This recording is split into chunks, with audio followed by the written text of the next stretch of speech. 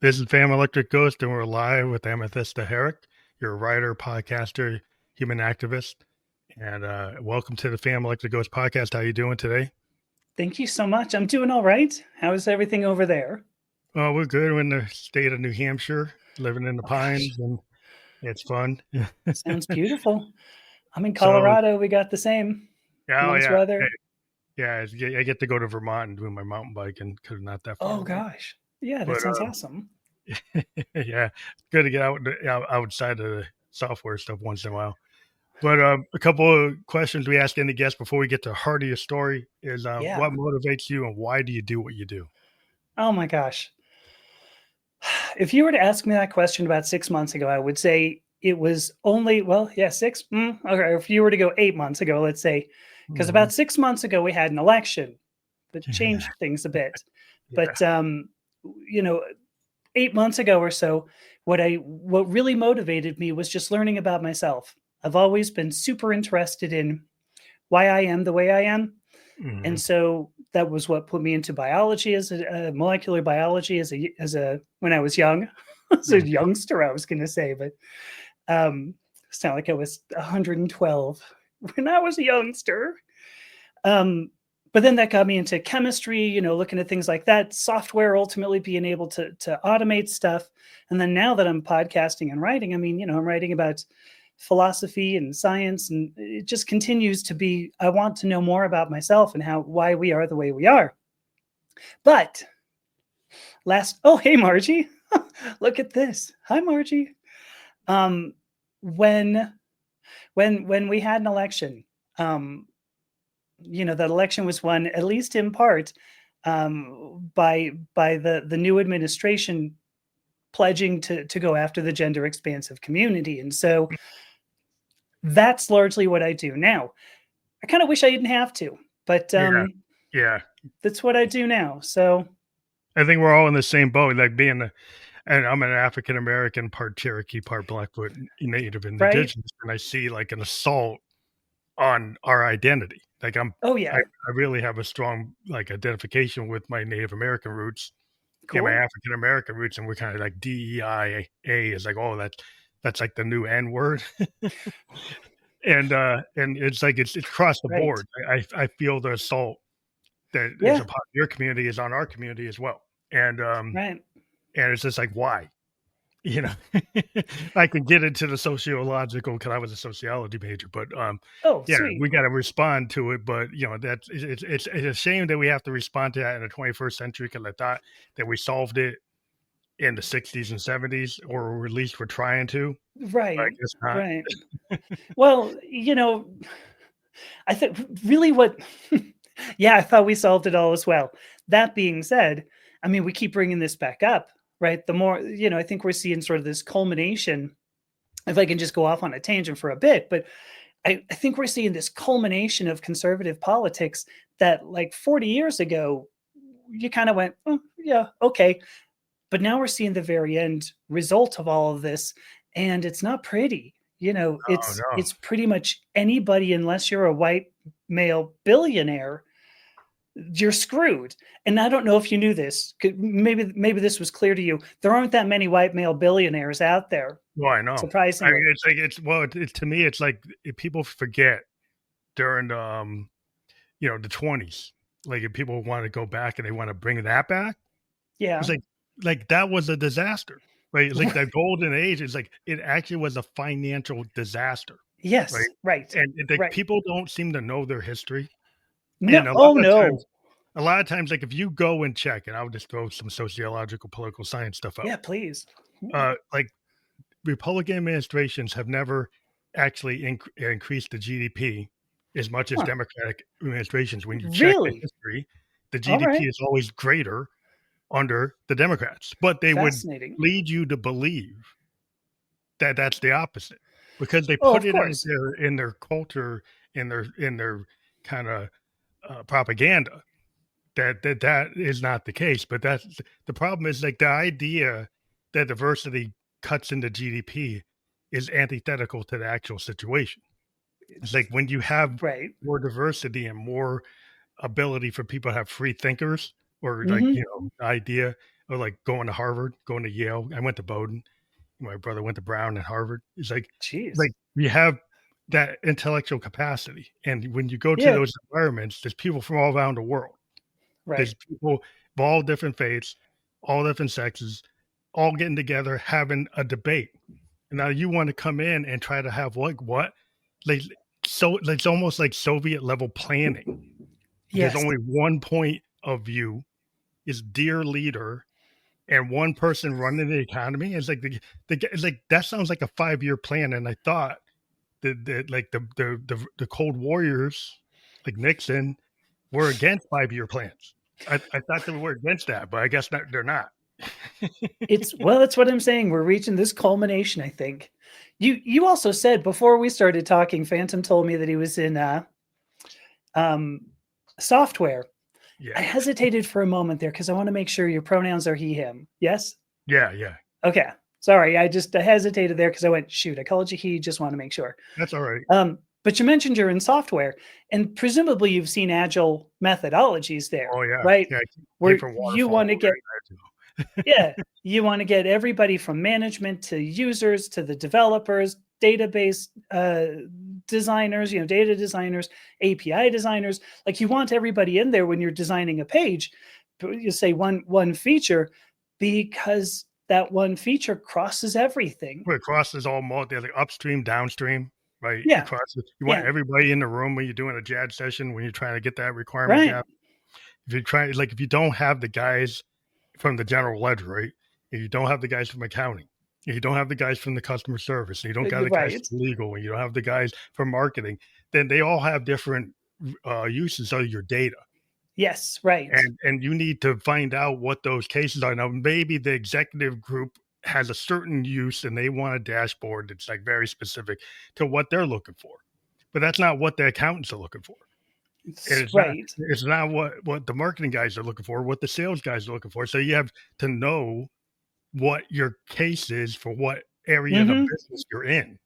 Yeah, And there's a lot of cross pollination. And you very have to much. have a lot of and when you just prioritize like from a pyramid from the top down, then you get Well, bottlenecks. yes. So You know, we've seen it work phenomenally well in software where you get many opinions, many views of the problem.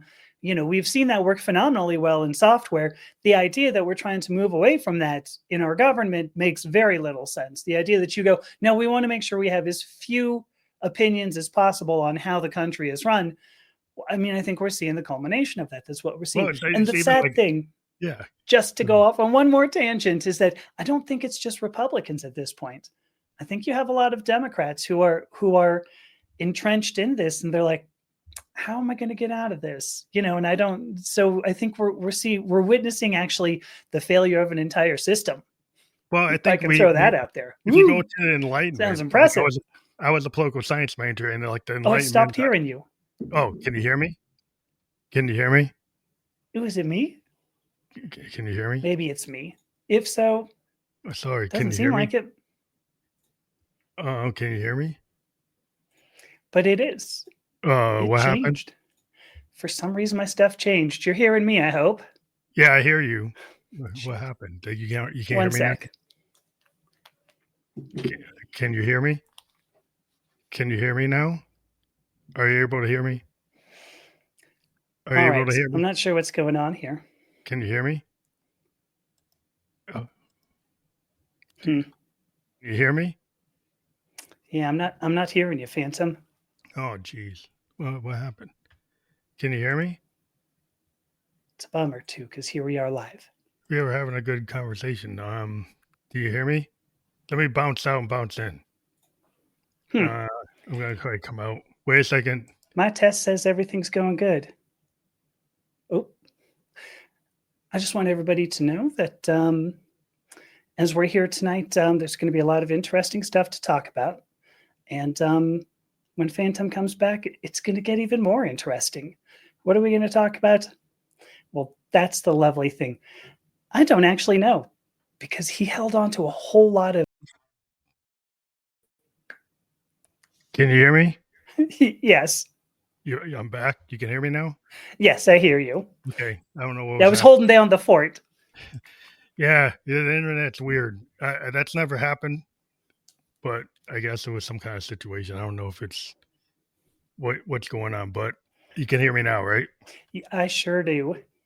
Yeah, I was just gonna point out like this idea and enlightenment, like common sense and just intelligence in terms of diversity of thought and diversity of opinion is Yeah. is like the wheelhouse of the enlightenment of kind of like what people thought was was the standard, and our whole system was based on people having like this idea of common sense or a structure where you could have like gates or rules and ideas. And the problem with our society is like if you have a lot of brutes that don't actually recognize I don't know, this like behavior that's um I don't know, not normal behavior, but like like a gate. Like if you accept this, like I'm gonna have a difference in opinion, and I'm gonna have some gates. Like the judicial branch, if they make a decision, that you should actually honor that decision.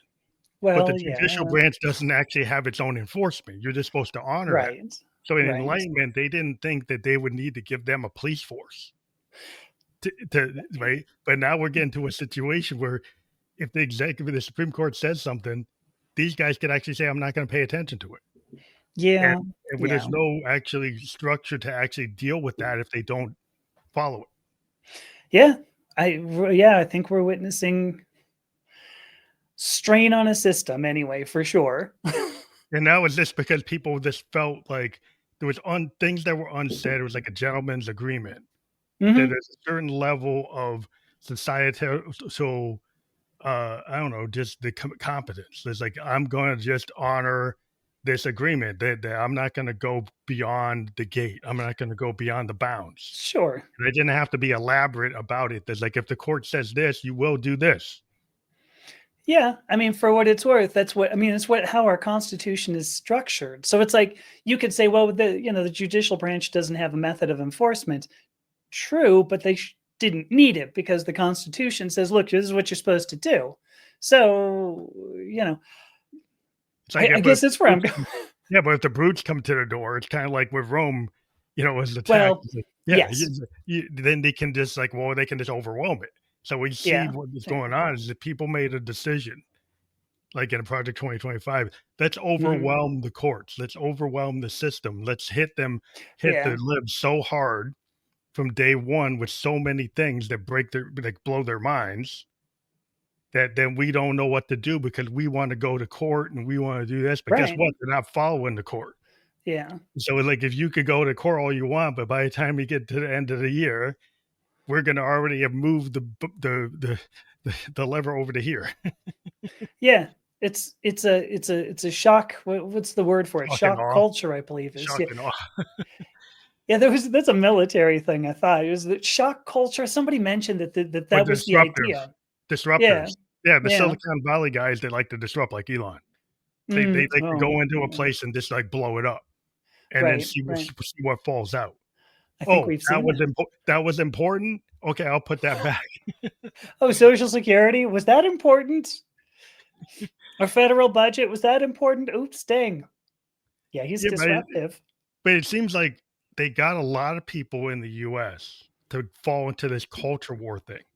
Yeah. Oh, They yeah. they kind of built their own media outlets, their own like the what is like the manosphere, like Mhm. and even like if we're going to talk about software people, like the algorithms are biased toward like manosphere type things. Oh, absolutely, So yeah. if, like every time I have a podcast and I have somebody on that's from like a Black Lives Matter type of person, my numbers will go down the toilet. Oh gosh. But I still want to push them out, so I'm not going to Yeah, not yeah, talk to people. But it's like you can see what happens with the algorithm. Like, oh, this keyword, that's a bad word. yeah.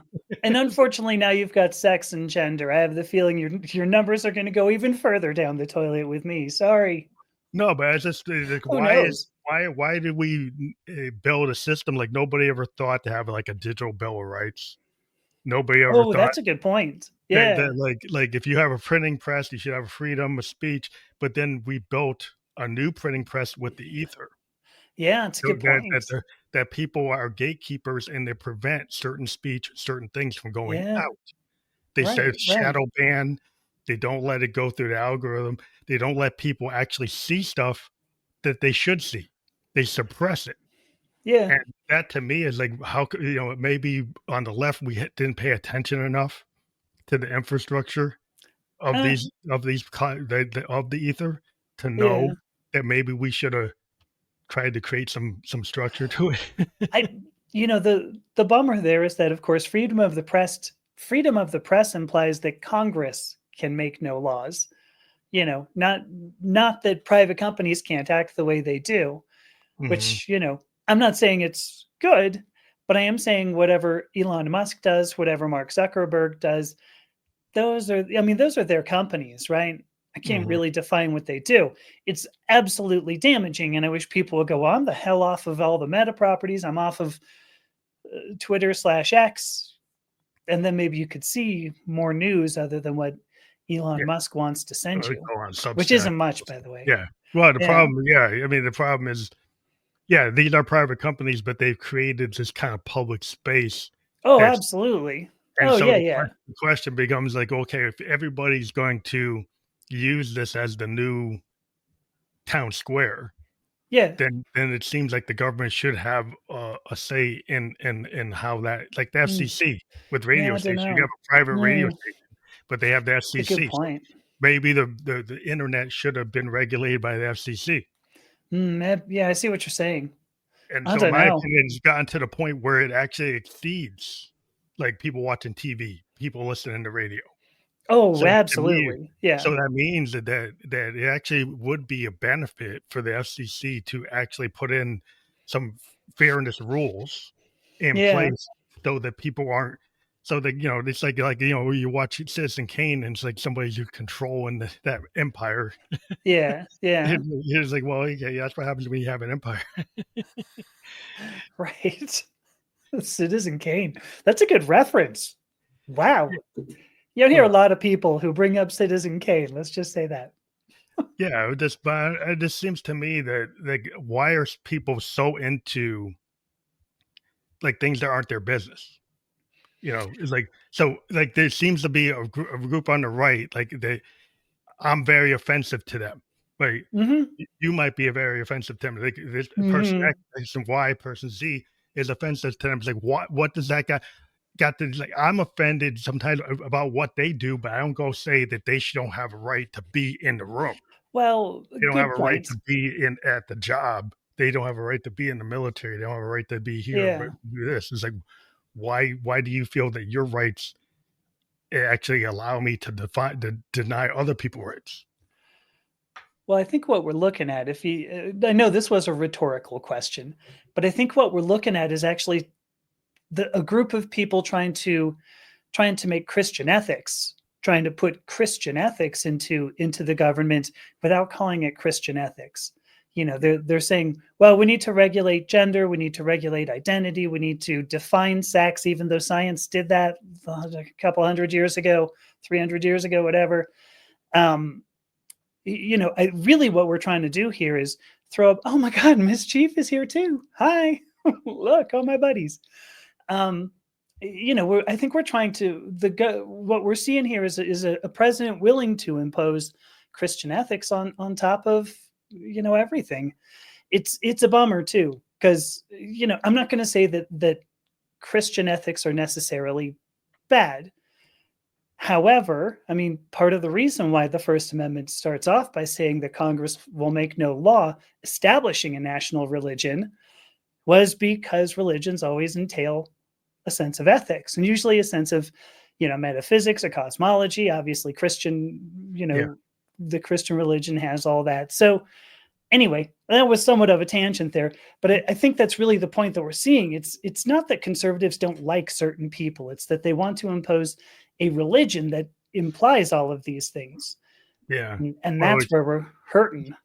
yeah, it just seems like that may be the end result of what they're doing, but at the end of the day, it's like the Constitution pretty much clear the separation of church and state, but they want to act like that. Yeah. They don't want to read that part. They want to ignore, like they ignored Well, the 14th Amendment. They right. ignore things that they Well, choose to ignore. and so they're putting things in terms of science, but they're putting things in terms of science as defined in the Bible, well, certain translations of the Bible. And so it's insidious, I guess, is where what I'm trying to say. You get somebody who's um if you read some of these executive orders, in particular, like the Oh, protecting women one, that has a definition of sex in it, and the yeah, definition of sex is nonsensical from like a it's not scientific from a standpoint. scientific standpoint. It's more from a Christian, maybe Well, a, I don't know, right. certain Christian sect, not every So, Christian. well, true, but you'll note, like, what they bring up the words at conception, and where is it we've also heard the words at conception? I mean, it's always when we start talking about where does life begin. I Hmm. mean, it's insidious because they try to make it seem like it's scientific, but at the end of the day, they're failing pretty badly because Oh, it's there's not no that hard to scientific figure out. basis. Yeah, there's no scientific basis. It's all because, like, to me, they're like the American Taliban. Yeah. Because I mean, at the end of the day, they want a structure that is like at the top are like are white men, and it kind of goes back Yes. to the original founding of the country. Like the people who had rights were the Yeah. landed property owners. Oh, of course. Like Yeah. if you were a sharecropper or if you were like just a regular worker, whether you're white or black, you didn't have the power that the person who owned the property had. You didn't. Right. Oh, sure. Because it was about it was a class structure, but you kind of were conned into thinking that you had the same right as the industrialist, because you Yeah. had the same right as the robber baron. Well, you never did until we actually got unions Mhm. and we started to get like rules. We had child labor in the Oh, mills. sure. Yeah, for We sure. had people, not having any retirement until the 30s. We had the elderly people just dying in the ditch. Mm. We had no kind of morality when it came to like the elderly or disadvantaged or people who had disabilities until the later part of the 20th century. Mm. So if it's like, It's where crazy. is your compassion? So there's like, is the compassion? It's like this. It's like a Calvinistic point of view, where I always point out the Calvinist things like the billionaire can be closer to God because they have the wealth. Right. Right. So, but if you do, that justifies that the poor are evil. Mhm. That might, Oh, and I sure. see it seems like to me that Calvinistic kind of mindset is Yeah. I actually see what you're coming saying. back in full swing, and Yeah. people are Yeah. actually buying into it. Well, I mean, Trump's not that far away from divine right of kings, right? I mean, some of the things that he said and done, I mean, divine right of kings is part of that, I think. So I don't think you're far off. Yeah, I just think that it's like so much under attack that you have this kind of power dynamics, and you can go back to like what Kissinger was doing with the balance of power in the Cold Mm, War, and you're always okay. kind of divide and conquer, and you have these kind of geopolitical games, but it was at a big level. But even back then, Nixon's people decided that we'll make college unaffordable so we don't Sure. have that hippie revolt again. And so Oh, now we're starting to see that these the architects results of of that. where we are go Yeah. back to like Nixonian ideas. They go back to John Birch Society. They go back to all these, the Heritage Foundation. These guys have been wanting to do this. Oh, And sure. going back in the 40s and the 50s, they were talking about trying to do things they couldn't do it with FDR, you know, and the things that happened when we got Kennedy, we got Johnson. But like as soon as we got to Reagan, then they started to say, "Hey, we're going to go back to what we originally wanted to do," and now Mm-hmm. we're here. Right. Right. So that's why I do what I do. Yeah, To sum up that question, that's why I do what I do. yeah, because gender is not something that just transgender people should be concerned with. You Oh, want to no. talk. Can you talk about like how people should understand that? Because I think people are being kind of fed a Yeah. line and being told how to think. Yeah, absolutely. We So bear in mind, my background, as I said, was molecular biology. In particular, I was going into genetics. And the way this was taught to me at this point, about 35 years ago, hard to say that kind of thing, but true. Um, the way this was taught to me, there's a distinction between sex and sex characteristics. So like sex characteristics are what your body does in order for you to express what would be a sex. Now, if you want to talk about the distinction between sex and gender, there's actually a really easy derivation that just comes from observing nature. And this goes back to when like Linnaeus started categorizing people. It was categorizing species, not just people. Sorry. So it goes across all of nature. And this is one of the things that always kind of pisses me off. We're talking about redefining the words sex and gender only for humans. Like we're the only people, like we're the only species in the universe, right? Yeah, So, that's but if you look, biologists looked around and said, okay, well, we see species that just like separate. We go, okay, that's asexual. It only takes one parent.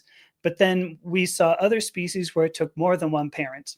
I'm going to just say more than one because sexual reproduction implies at least two parents, but doesn't have to be limited there. And biologists found that there were typically two different packets of information that would combine. Hoocha, hoocha, hoocha. Now you have a baby. Or maybe 1,000 if you're like a turtle. But what they also observed, so they found typically two sizes. The small one they just defined as sperm. The big one they defined as ovum. Organisms that contributed sperm to an act of reproduction were defined as male. Organisms that contributed an ovum to an act of reproduction were defined as female. And it sounds really simple, but we found species that they'll grow up. They'll grow as they're growing up. They can contribute one type of gamete, is what it's called, sperm and ovum, but then they'll switch later on in life. yeah. This I've is seen called sequential hermaphrodism. There are many species that can always make both gametes at once. There's a lot of fish that would actually, sequential hermaphrodism is really cool. There are a lot of seahorses that do this. There are species of seahorse. There are several species of reptiles and fish that can make both gametes at once. We've also seen species that have actually evolved all female lines. So a female will produce actually fertilized eggs. They tend to die out. We see those in geckos especially in the southwest of the United States. That's super fascinating, by the way. I just love that whole thing. We've also seen species that will change their gamete based on social pressures. So like there are they'll change under environmental pressure from the female to male, male yeah. to. Yes, right. So environmental pressure, but also social. So like there are several species of fish in the Great Barrier Reef where there's only one male in like a social environment. That male dies, one of the females just changes gamete, and the line keeps going. When you look at all this together, biologists realized sex really only makes sense in context of a single act of reproduction. But everything else around getting to that act of reproduction, like an individual organism's, genetics, the biochemistry of that individual organism, the social environment around them, the actual environment, the physical environment, all of that contributes to whether or not this organism is going to be able to contribute a gamete. And so scientists went, well, crap, we're going to have to come up with a different word for this. And that word was just simply gender. And so that's the distinction. This sex has to do with what gametes you contribute to one act of reproduction. And gender is everything else that gets you into that act of reproduction. Because behavior obviously plays a part, But I would also argue that a lot of indigenous cultures outside of Western culture, right, or even in this hemisphere, they didn't. In terms of their gender identity, there was a lot of cross Mhm. pollination. Oh, yeah. What Yeah. it seems like the Western kind of mindset tied to like spirituality and religion So, dictated some like social mores or rules yes. that are Yes. outside of like the But science we or can the actually kind culture. of agreed, and we can kind of pinpoint, not pinpoint, but we can see a point in time when that started to change. And there's a colleague of mine, um, Redfern. Oh my gosh, I can't believe I'm forgetting his last name. Their last name, Dr. Redfern Barrett. There we go, Dr. Redfern Barrett. Um, Phenomenal person. I love Redfern. And one of the things that I talked about with them was when this happened, because that's their doctoral dissertation. Actually, was Mhm. their dissertation. And we see this starting to happen about the Victorian era when you see um, people moving from a more feudal society moving into cities, and you had to worry about hygiene in particular, because London at the time had a ton of public baths, and I think still does. I don't. Mhm. It's not like they all got closed, but people were concerned about hygiene, and whether or not people saw your boobs or your butt or something. Apparently, that was a big thing too. So these mores started coming in right around that time. But before that, I mean, you can look back at Celtic tribes.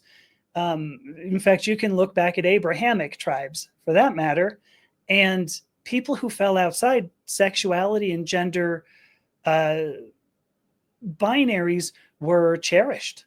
You can see Yeah, this in Native American tribes as well. yeah. If A lot of if you indigenous fell people out, all over the world, yeah, there was that it actually wasn't hmm, the kind of condemnation that we see in the Western kind of really oh uh, no, yeah, kind of zealot revered, behavior. Yeah, yeah, it's like a flip. Like it's like yes, from yes, being like the high priest or being at that like that level, right, right, right. to To being be in the goat, yeah, ridiculed. Yeah, it's like what, yes, right. and it Well, seems like it's a and shift in like the way the culture wanted to. yes, There might yeah, be there's a lot of reasons you can go into sociology of it, the right, political right. aspects of like who gained from that, who suffered from Well, that. right. I mean, I think we're seeing who's gaining, but a friend of mine told me this story, and I didn't know this little bit of history, but she told me that Alexander of Macedon, right? So Alexander the Great went into Jerusalem. He's conquering everything, right? Goes into Jerusalem. So these are Abrahamic tribes, right? In what's in modern day Israel. And the first thing he does, he gets to Jerusalem, and they said, okay, so actually the people who confer sovereignty are outside the city. And there was a group of people outside the city, presumably homosexual or transgender or both, but it was people who straddled this line. And Mhm. they were the ones who conferred sovereignty, which is an important point. The idea that what we're looking at today is people who want an exceptionally strict binary in terms of conferring not even just sovereignty, but personal sovereignty, right? Our Mhm. ability to govern ourselves. Um, I think that's crazy when you look back. I mean, we're not even talking that many years ago, a couple thousand years ago, It was the which is opposite. older than I am. But yeah, it was a complete opposite. So why did it happen? I don't know. But yeah, I think it all comes down to ultimately it's power. People I are think it's power concerned. dynamics. I think Oh when you yeah. get to the political science of it, it's like it goes to that kind of Kissinger I was talking about, like the balance of Mm, power. hmm. Oh sure. You divide and conquer.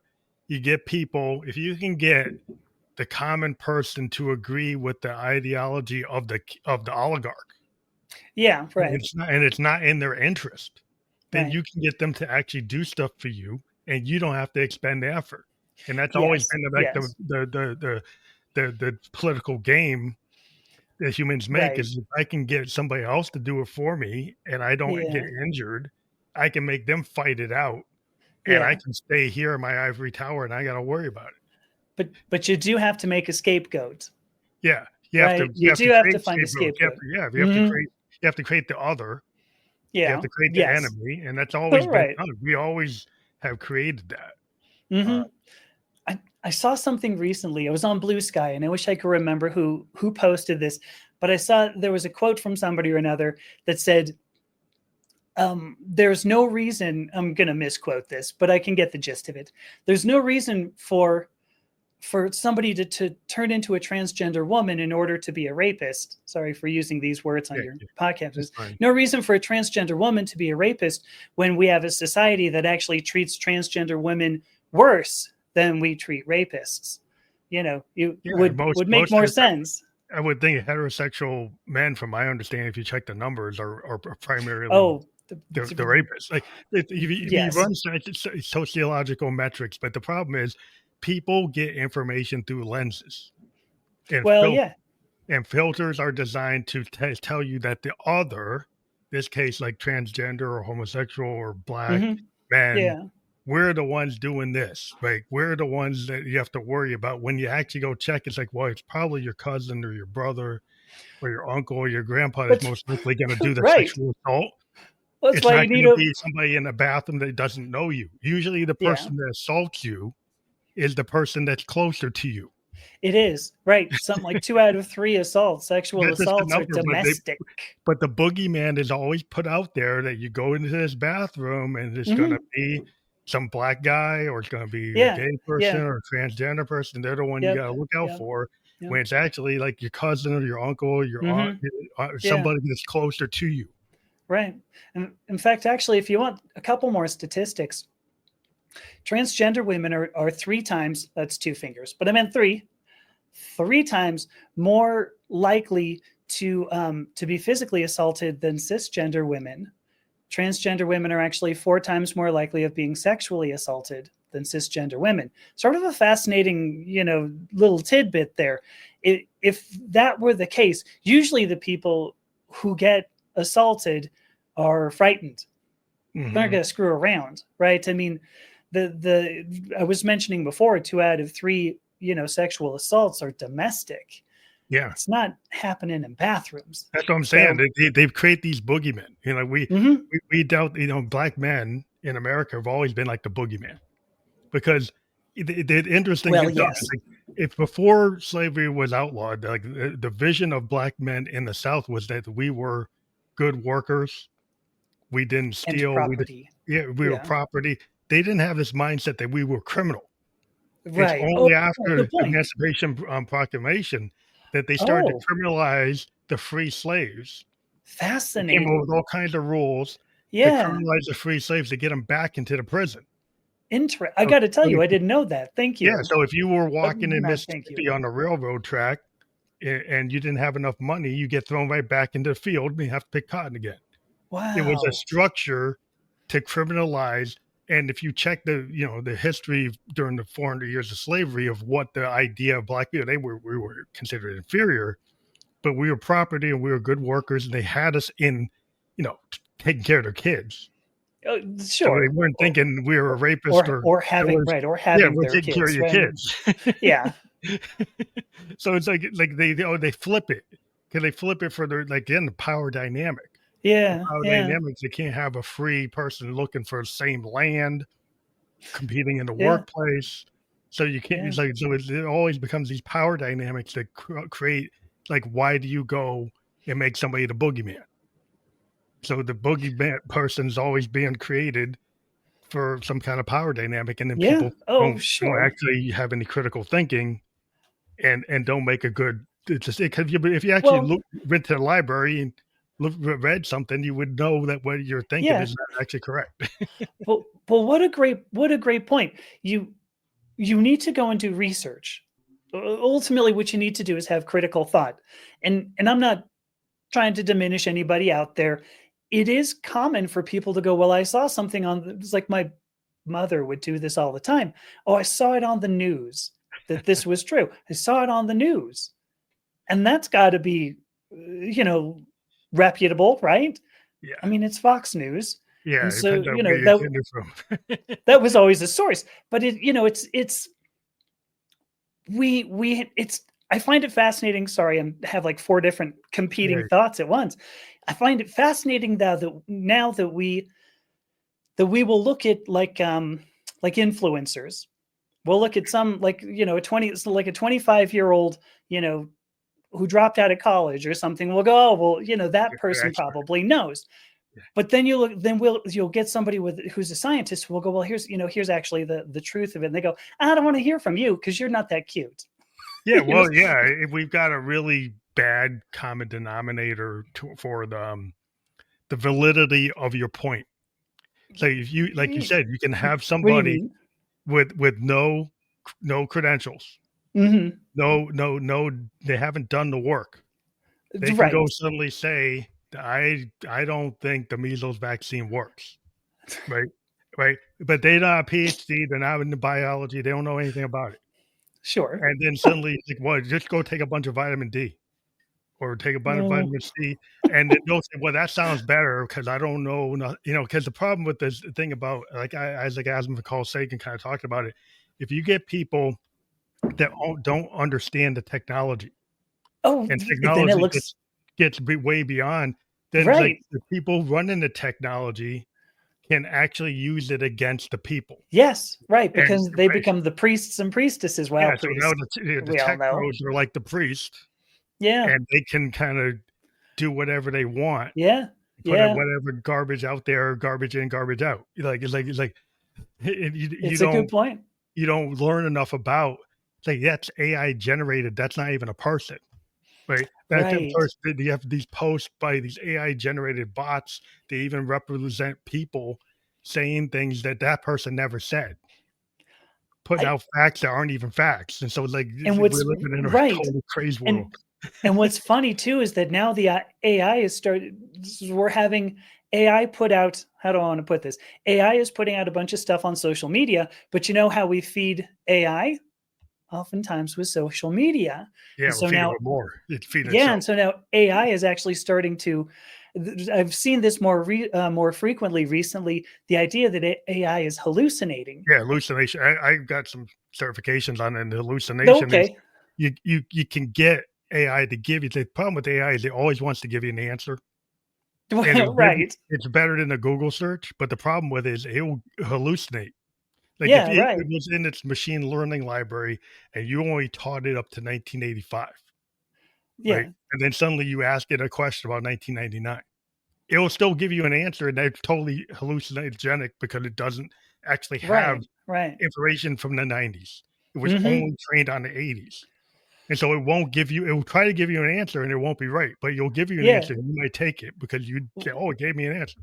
Well, we're seeing this in scientific journals now. I read a journal article recently about hallucinations that are now showing up in actual scientific journals, which is sad because these scientific journals are also being used to feed AI, right? And then we Well, go, well, but it's the good AI because it's being fed on scientific journals. No, no, we're still getting hallucinations. It is sort of a strange thing. And so, obviously we're going to have to figure out somewhere down the Well, I road, think we have to have how do we get this? human beings still need to be in the loop, and you've got some of these tech bros acting like Oh, they of don't need course. to be, right? And I've had tech bros argue to me that they can take over the arts. And I would say, Mm, the problem is AI doesn't have a soul, doesn't have a of heart, course. it Yeah. doesn't have that individual spark in what, as an Yeah. artist. Yeah. There's no way that a machine is gonna it'll create art. It does create art, but it's Oh, art based sure. on like a hodgepodge of things that Right. it Right. learned, and it randomly just throws it together based on your prompts. So your And prompt sometimes engineering, really well, but it can do yeah. really well, but it's not gonna be Picasso. No, no. Right. It's not gonna be Miles Davis, it's not gonna be Hendrix. It'll never No. do that in my opinion. It will never be able to do. Right. Right. Yeah, I Yeah. love the way I love to say that, yeah, AI is great at AI is great at doing certain things, but it's only as good as its last meal. What was the last thing you fed it on? Artificial insanity. I think that's perfect, Margie. Right Yeah, I there. mean, I'm a, I'm a artist and I play piano and I use synthesizers. And there was an argument back in the '60s that the Moogs weren't real instruments, right? Yeah. So Yes. I understand that and I use Moogs and I use pianos and I Mhm. use and it's like you can use a tool. But problem is if you have, like, say you're an author and you do a book that's all prompt engineered and it doesn't have Mhm. any really original idea as an author, it's like, Right. Right. that's not really a book. That's a project showing that you could use the AI to try to Sure, write a book. sure. Yeah. But You know, I mean, I remember that because apparently I'm a little younger than you are, but I mean, I remember in the 1980s when do you remember the Roland D50 when that one yeah, came I out? love D50s. And it Yeah, I had had a oh, it D5. was a great, oh, it was a phenomenal sound, right? It was Depeche Mode's Yeah, sound it was right their there. sound. Um, but they did is it had the God, what did they call it? Linear Linear synthesis. synthesis? Is Yeah, that what they linear called it? Okay. synthesis. Yeah. And it was almost a sample at the very beginning, so you could get a good It was like attack, there's 4 parts to a D50. Like, it would take, like, a sample part Oh, versus, like, okay. So a it was always digital a part. sample. It was Okay. each tone that's in that synth is got different layers to it, and it would have, Yeah. like, a PCM sample Okay. plus plus a digital waveform, plus, like, it could have, like, a rhythm waveform, and it would Mhm. just throw them together, and then the engineers, like, the sound designers would put them together and create things like Soundtrack and all these different famous Oh, packs sure. that people Yeah. use, and it was Right. totally different than, like, a DX7, which was FM synthesis. Yes. It was But like this yeah, all synthesis, obviously, right? All yeah. synthesis should, few modulators there that you can thunk together. But I remember when that came out and people were like, "Ooh, no, this is going to kill off every violinist. No. Every violinist, you may as well go find a new job. Go get a job, playing football." Stradivarius is a Stradivarius. It's like Well, it's fascinating to me there are still violinists around. yeah, because we even Right? got more advanced with the sampled, like, synths that Yes. came along, Oh, and could right. sample a Stradivarius and then actually put it into a like, a sampler synth, and so we had, like, Yes. those type of synths, but they still couldn't do, and they still can't to this day. Like, there's a reason as a composer, I'll actually go and want somebody playing a Stradivarius rather than trying to replicate it with a Right, sample on a right. synth. Because there's a difference in what finger you're using if you're gonna I mean, obviously, I've got Well, it's the some emotionality. guitarists back here, but Yeah, it's yeah, the emotion of that player and the skill of that player, yeah, right? yeah, It's like that's yeah. what those classical musicians, that's their wheelhouse, Of and course, yeah. you can't it's like an opera singer. It's like you could try to sample that and try to fake it, but somebody will always Never really love works. a real opera singer, Yeah, a real yeah, violinist, a real pianist. right, I think they're always gonna prefer that. Though right. you can get away with different degrees of what you can accept, right? Mhm. So it's kinda Now like yeah. oh, go finish up, because but I wanna ask you a question right afterward. Yeah, I just think there's like a whole, spectrum, like, it's like there's junk food, and then there's high class stuff, right? There's a five-star Right, thing, like, you might one day you go for the junk food, the next day, "Well, I actually want the five-star restaurant." People are gonna right. make that choice, to go with the Yes. five-star. So, are you still buying records out of curiosity? I love albums. Do I'm a you? child of Okay. the '70s, and I Sure. I think the playlist is very destructive to artistic vision. I So agree I with love you. Yeah. I like albums because to me, it's like a novel. It's the Mhm. complete thought of that musician, and the deeper tracks represent the true Right, vision of right. that musician, and the playlist doesn't represent that. Yeah. No, I'm with you. Yeah, it used to be, right? You were like, "Ooh, I like that one song," and you have to go out and spend 12 bucks on, like, an album, like a CD or a record, Yeah, and it's that good was a for the big thing for consumer. me. I'm like, It's 12 good bucks? Is this song worth 12 bucks to me? Well, it is worth 12 bucks knowing that there are another, like, 8 songs on the album, right? yeah, So it's just the kinda hopefully there's at least another one, but well, I think it's the audience. Like, we have an audience today that doesn't have the patience. Like, if you think about it in the yeah, '70s and yeah, the 1860s, you watch an 1860s or '70s movie, and yeah, a lot of people today can't deal with the pacing. They right. say this movie is too slow. They can't they because we're so immediate. They in the Yeah. same way that they can't read a 200,000 word book, they can only read a 60,000 word book. They can't watch an 200,000 old words, a lot. movie because the movie pacing is not fast enough for the Yeah. mind today, you Yep, know? yep. So, I There you think go. that's a Prog problem. rock albums. Yeah. Yeah, well, yeah, I mean, yes, like Genesis, Emerson, Lake& and Palmer, you know, Yeah. ELO, like in the even the Who were like a prog rock punk band. Oh, Like a yeah, I Tommy would and go with that. Quadrophenia are kind of the rock operas are Right. progressive. Right, right. And I mean, we're leaving out Pink Floyd here. I would, Oh, yeah, they're the ultimate, like, rock opera band. right? I mean, that was I never really got into, like, some of the prog rock type stuff, Yes, it was kind of like, "Hmm." Well, they're you so know, into being like musicians, they would turn their back to the audience, and some people didn't appreciate that. you know who always bugged me too? I'm gonna go on record saying this. It's gonna be on your. This is gonna be on your YouTube channel, my YouTube channel. I never liked Rush. I could never. Rush. Oh my Well, Rush gosh. is a strange thing because they were trying to be like the Canadian Yes, but then they're all tied Wait, into. is where's Yes from? I thought they were Canadian. Isn't Yes Canadian? That was American, but Is it? Oh, I yeah, don't know. Was yeah. it Trevor Rabin? Wasn't that the that was the Well, now guitarist? it I was think. like it was later. He came later. Oh gosh, was he? He, Okay. he wasn't one of the original members. Oh gosh. Okay. That was Well, like the anyway. modern 90125, like Yeah. Yeah. yeah, Yeah. Yeah.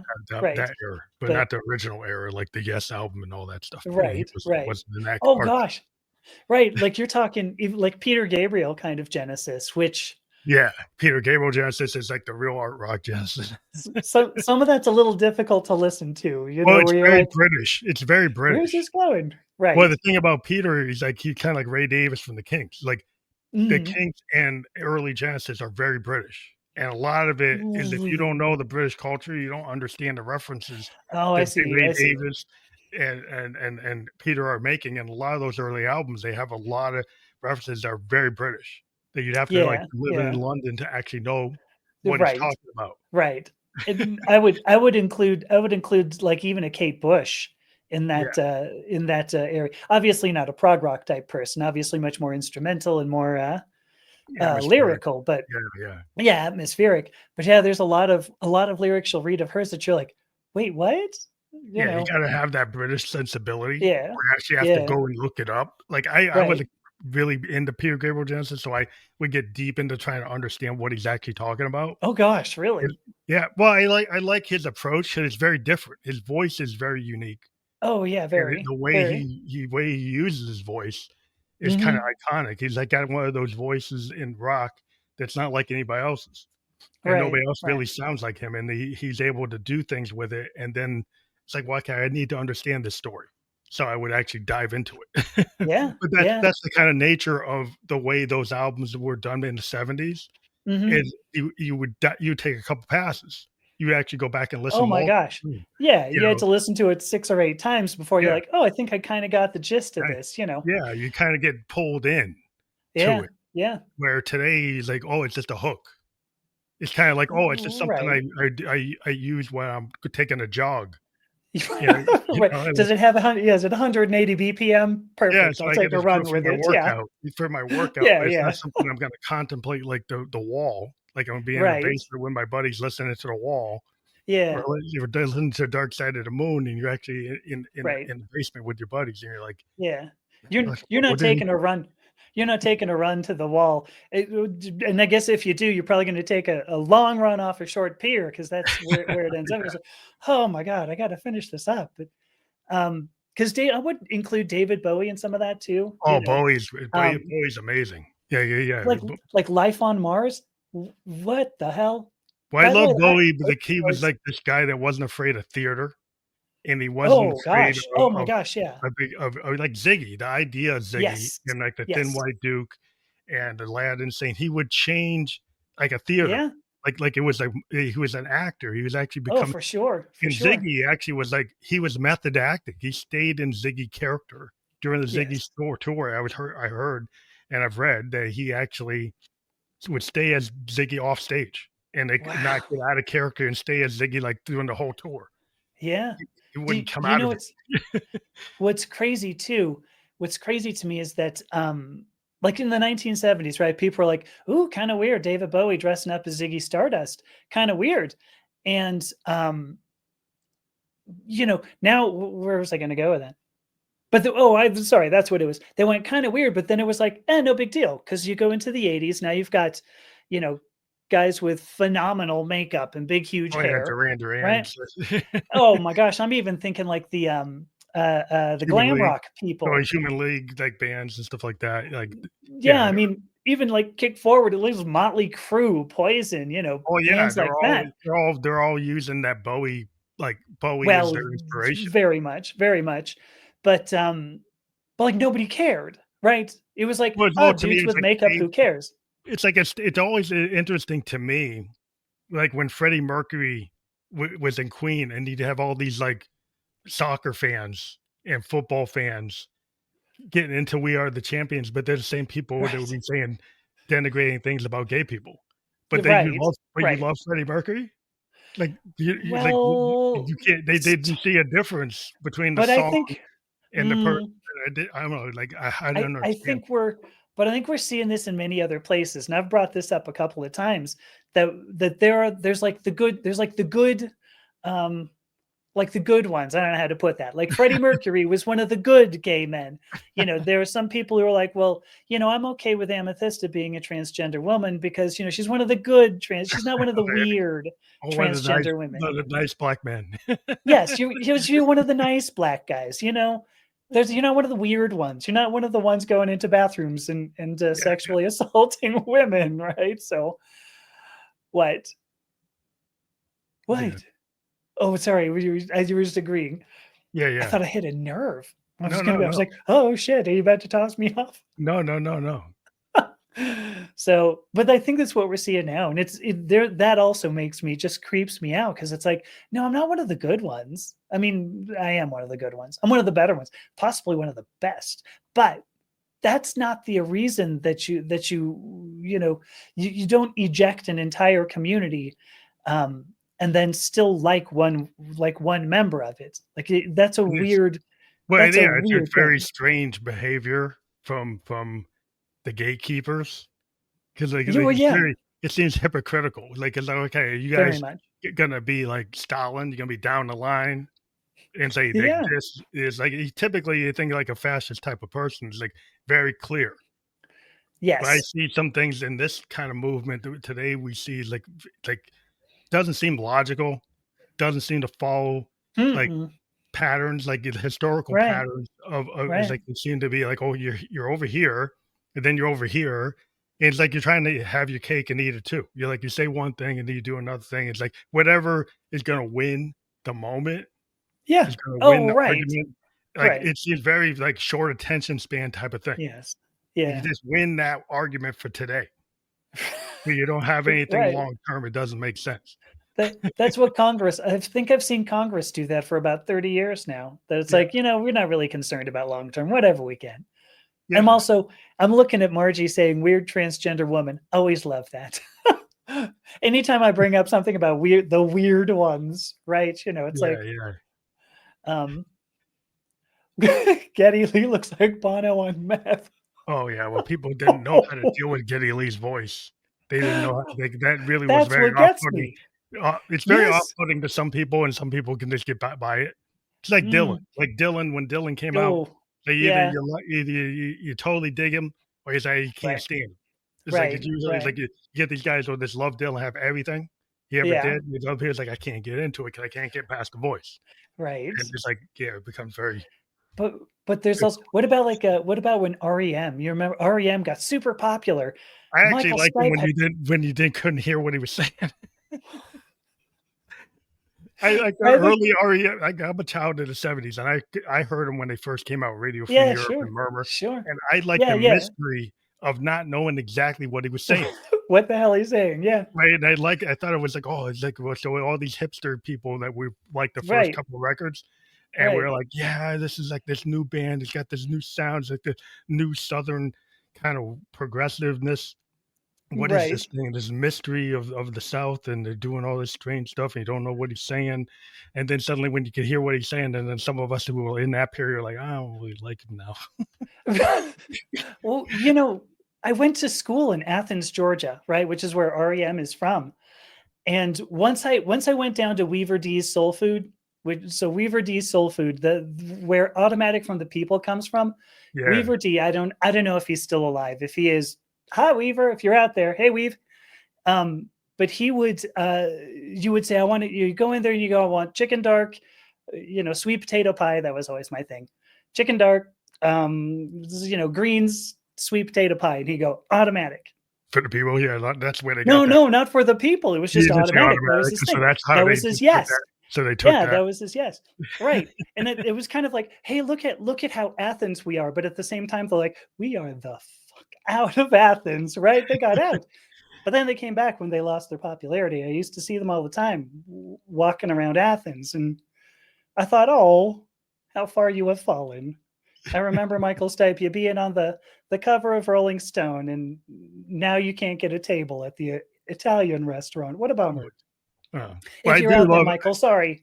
I did like where they went. They got to to kind of evolve like the Beatles. They changed into. Oh yeah, tons of They, evolution. they, Yeah, they had tons of evolution in where they went. yeah, But I just, from a musical standpoint, I like the early records. I like the vibe yeah, of the yeah. sound they had on Better. IRS. The IRS Well, records I was just totally into. But I think as soon as you get popular, this happens a lot, right? You get popular, and then you're like, well, I'm going to keep being popular, right? I don't want to keep being artistic. I want to be popular. yeah, But yeah. like, here's a great point. Look, because Margie's saying she saw Mhm.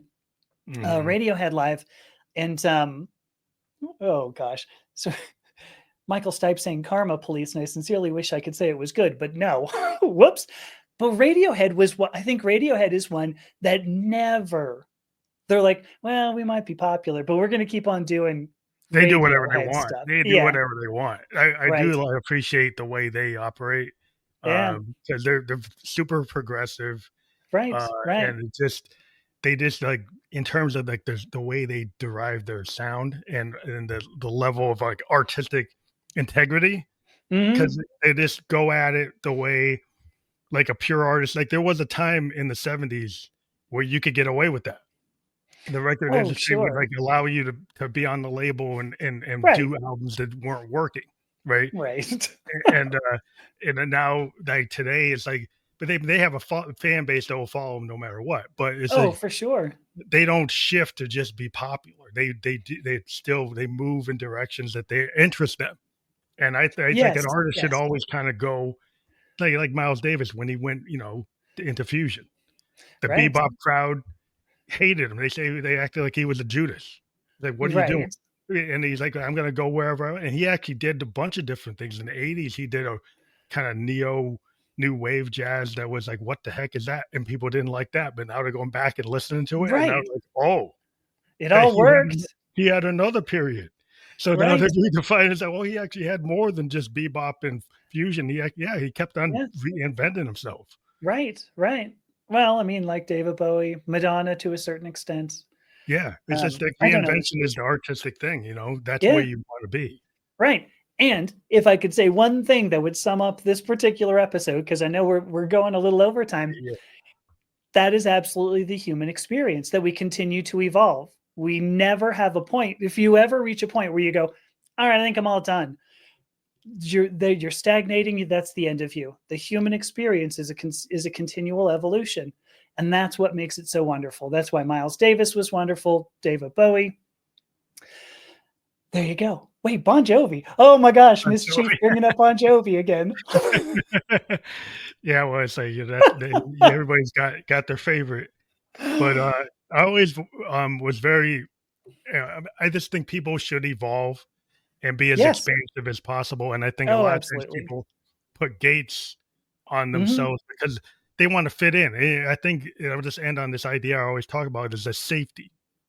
Yes. People will try to stay within like the safety of the group. And Hmm. even though it's confining, it could be toxic, but to go out on the outer edge, to be on the outer limits of things is sometimes it's not safe because the Right. majority doesn't, they hate it or Right. they won't defend you, they won't protect you until Right. it becomes cool. It's like, well, then it's not, then it becomes Then they normal. do. But yeah. You're But off but to the in the next thing. meantime, right. In the meantime, you're ostracized and maybe you'll make it back into the herd, but probably not. I'm loving Yes. this. Boy, Miss Chief throwing out too Jovi's too heavy for us. So I brought up what did I brought up like Motley Crue and Poison. How about Pretty Boy Floyd? You want me to Oh throw yeah. some other out there? Definitely. Ugly Kid Joe. Right. I can throw someone's out for you. Miss Chief and I, though, the ones that we've talked about have been more gothic bands, like Hmm. Sisters of Mercy. There's Oh, a band oh wow. that never ended up really evolving whatsoever. Yeah. If you're out there, Uncle Andy, sorry, but yeah. Well, we do have your link there, the Purple Paw purplepodclan.com. So we do Thank encourage you. people to click on that. And if they do click on it, what would they find there? Well, so what I do at Purple Pod Clan, this is kind of a brand new offering that it just started. I mean, we just made the website live last week, and originally I had myself sort of divorced from the idea of the thought leadership, and branding people were like, you do realize that if you're the thought leadership, you're going to need to stick your face on it.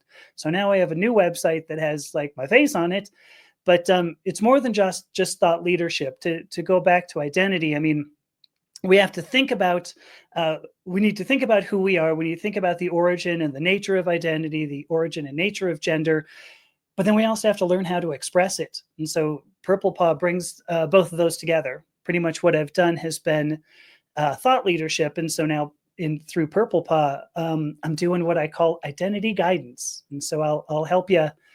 I'm like a project manager. It's the way I think about it, like an identity project manager. What are your major goals, right? What are the milestones? And let's hit them, and get regular status updates. So, but yeah, that's what we do at Purple Paw. That's awesome. And we like to let people know that the links we have on here are clickable within the podcast description. We've been live on LinkedIn, YouTube, Facebook, and the channels that you also streamed it to. Yep. And we'll create a landing page for this by tomorrow, and then people can check it out on whatever platform they like to listen to or watch podcast on. But I want to thank you for being a guest on the Family Like the Ghost podcast. It was really great discussion today, and we love to have people on talking. And we do have people come back from time to time. So if you have something you want to push for your on your website or anything that your topic you want to get out to the public, let us know. And thank you for being on the show. Thank you so much for inviting me. Thank you.